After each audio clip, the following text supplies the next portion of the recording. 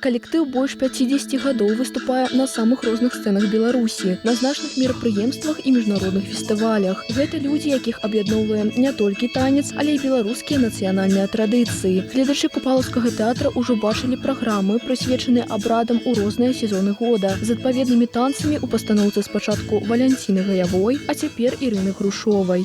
Концепция нашего коллектива, он создавался изначально как фольклорный коллектив. И, конечно же, мы работаем только на белорусском материале, на белорусском фольклоре. Выискиваем интересную музыку, песни, обряды, обычаи, костюмы.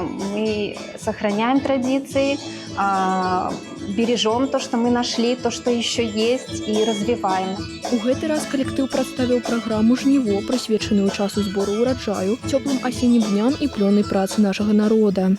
Появилась такая идея, что все-таки сбор урожая, праздник после урожая. То есть это основная традиция, которая живет до сих пор. То есть те же дожинки, которые проходят в каждом районе, в каждом населенном пункте нашей страны, этот праздник идет с давних времен. И поэтому мы решили это внести в нашу программу и в наш репертуар.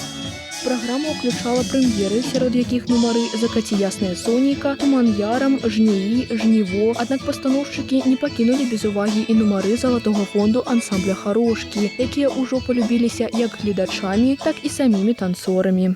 Все эти номера, они для меня дорогие. Даже если я в каком-то номере и не участвую, я знаю, что были моменты, когда я там работала их, и они все равно мои.